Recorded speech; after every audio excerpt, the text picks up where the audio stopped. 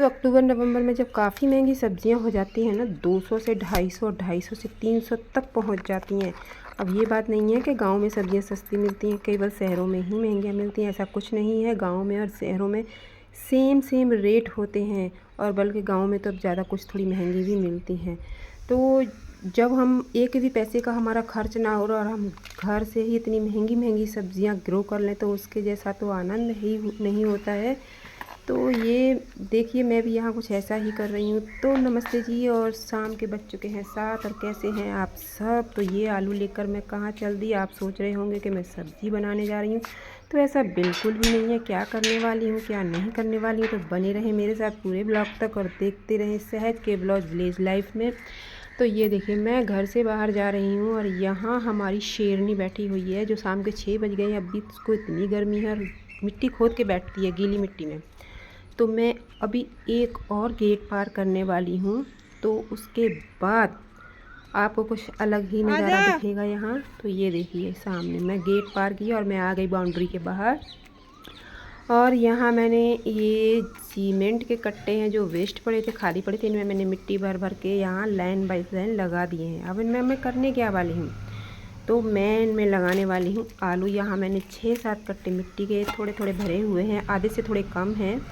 और जो देसी खाद है वही ज़्यादा नज़र आ रहा होगा आप में, इनको मिट्टी बहुत ही कम नज़र आ रही है।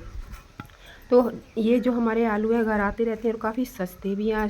कल जैसे 15 से 20 रुपए किलो मिल जाते हैं, और ये जल्दी से फूटने लगते हैं, क्योंकि 12 महीने आलू चलता है, तो ऐसा ही होता है। तो अब मैं इनको जो फूटे फूटे आलू थे वो मैंने इकट्ठा किया और मैं ले आई, और मेरे को आइडिया आया, तो मैंने कहा चलो ये कट्टे भी वेस्ट हैं और इनमें क्यों ना लगा दिए जाएं। और फिर जब ये नए आलू चलते हैं 150 रुपये किलो, 200 रुपये किलो, तब हम इनमें अपना ही अलग से इंजॉय करेंगे और अपनी सब्जियां खुद की निकाल निकाल के खाएंगे। तो महंगी सब्जी की मार से हम बच जाएंगे। तो यहाँ मैं सिर्फ 3 ही आलू लगा रही हूँ, क्योंकि इनको स्पेस चाहिए। सिर्फ एक ही आलू बचा है और 2 कट्टे अभी रह गए हैं, कोई बात नहीं, फिर लगा देंगे। अब आलू मैंने लगा दिया, अब आई मिट्टी की बारी। तो मिट्टी से मैंने थोड़ा थोड़ा इनको कवर करना है। ये मिट्टी आम मिट्टी नहीं है, इसको बोलते हैं बूढ़ा मिट्टी। इसमें जितना मर्जी पानी चला जाए झट से सोख लेती है। तो इसका मतलब ये नहीं है कि ये अगर मिट्टी हमने ये डाल दी है तो पानी हम एक एक बाल्टी भर के डालेंगे, तो ऐसा भी बिल्कुल नहीं है। तो हम तो ऐसे ही डालेंगे जितनी इनको ज़रूरत है। तो क्योंकि हर चीज़ का टाइम हो, मतलब एक वो होता है कि उसमें लिमिट की ही चीज़ जाए। तो यहाँ मेरी गुड़िया रानी भी मेरी हेल्प करवाती है, और मैं ये आरओ का पानी लेके आई थी अंदर से 2 बोतलें, जो 1-1 लीटर की बोतल है ये। और मैंने इसको सावर टाइप बनाया हुआ है, ये ढक्कन में शेक करके यहाँ। और क्योंकि क्या होता है, सीड्स जब हम लगाते हैं तो पानी हमें ऐसे देना चाहिए, ये नहीं कि एकदम से हमने उलट दिया तो वो बीज भी, सीड्स भी डिस्टर्ब हो जाते हैं अपनी जगह से।